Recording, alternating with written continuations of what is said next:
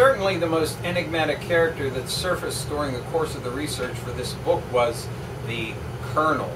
I first met the Colonel when he introduced himself to me after I had delivered a lecture at a UFO conference held in Henderson, Nevada in November 2003. At the time, he presented himself simply as someone with an interest in UFOs who had read some of my books. We spoke for a few minutes about allegations of UFO crashes in Britain and then went our separate ways. Shortly afterward, the Colonel contacted me and apologized for having initially misled me about his true intentions for getting to know me. He had something he wanted to tell me.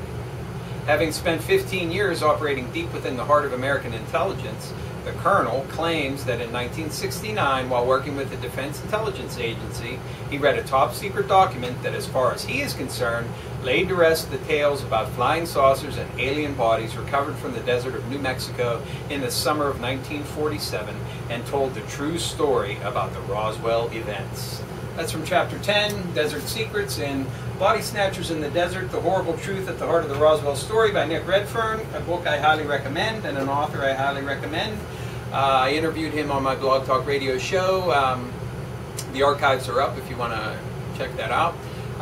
This week, once again, I have Christopher Knowles coming up, some other upcoming guests, Tanya Durenberger, the daughter of Woody Durenberger, the man who met Indrid Cold, Michael Cremo, who you may know as the Forbidden Archaeologist. I'm going to have Andy Colvin again, maybe Greg Bishop as well. So if you haven't checked it out, please check out my Blog Talk Radio show at blogtalkradio.com/The Stench of Truth, all one word. The link will be in the information box. And this Friday, that would be tomorrow, 7 p.m. to 9 p.m. Eastern Time, I will be featuring Christopher Knowles, best known for secretsun.blogspot.com, and several books he has written. Looking forward to the discussion. Hello, and welcome to another edition of the Stench of Truth. In a move that no doubt was designed to deflate the growing uproar in Egypt, Mubarak announced that he was going to address the people. And it was widely reported that Mubarak would announce that he was stepping down. But, as is usually the case, when warmongers and tyrannical dictators come before the people, he said he is going nowhere. He is not stepping down from office. And the Vice President Suleiman told the crowd to disperse and go home. So, we all know that there may be more than meets the eye going on here in Egypt. There certainly are forces behind the scenes and out in the open attempting to sway and move this in a direction that would benefit some particular group or nefarious purpose. But I would call your attention to the fact that if there are people who are downtrodden and having been oppressed and repressed in that country, and who are legitimately and honestly seeking a new future for themselves and for Egypt, I can only say, hurrah for you! And I am behind you 100%. And do not let this deflate your energy or take away from your focus. Remain focused and push for what you desire. And hopefully you will root out the snakes and the fucking scum that are going to be waiting, lurking, to take over what you are fighting for. So, what is going on here in the United States? Well, I warned you about the talk amongst certain people in the government about making the certain provisions of the Patriot Act permanent. There are several provisions that are periodically reviewed and voted on whether to extend them for another period of time or not, because they are particularly controversial, because they allow for practically unlimited wiretapping and surveillance, which they claim is done on non-citizens, whether they have affiliation with terrorist groups or not. So, the very idea that any of these provisions should be made permanent is a fucking joke and is so far against the rule of law that anybody who had even one half of a brain cell who looked at this would realize that it was a complete in-your-face fuck job to the Constitution in this country. And yet, you have people who have the gall and temerity to say that we need to give stability to our unlawful law enforcement people so that they can spy at will against anybody and everybody that they deem to be someone of importance. Supposedly non-citizens. Wink, fucking wink. So, what did we have happen? The House voted down an extension to these 3 provisions that are going to be expiring at the end of February. And much like the demo shills before them, the Republic assholes chose to use a procedural vote, which prevented any kind of amendments or changes to the legislation, requiring a 2/3 majority, which they failed to get.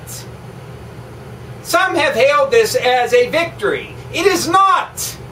The 3 provisions, which are total fucking bullshit, as well as the rest of the fucking so-called Patriot Act, which the entire thing should be fucking burned and scrapped.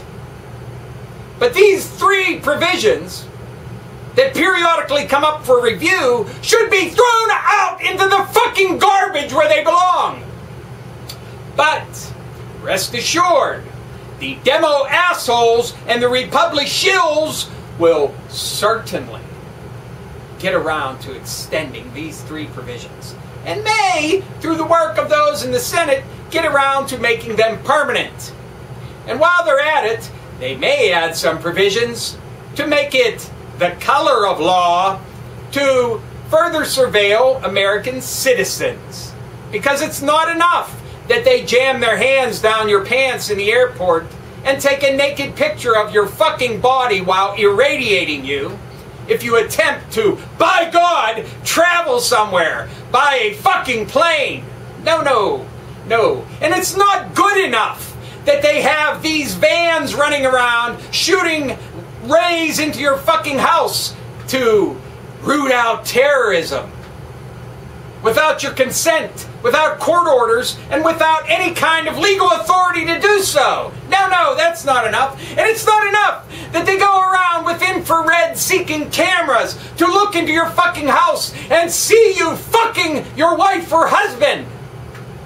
All because they're supposedly looking for drugs and terrorist activity without any kind of legal backing at all. Totally unlawful, totally unconstitutional. No, no, that's not enough, my friends. They have to be able to rape you continuously. So, rest assured, these 3 provisions of the Patriot Act will be passed unless you send a significant message to the government that you will not stand for any more raping of our civil liberties. And it's not going to be phone calls and letter writing.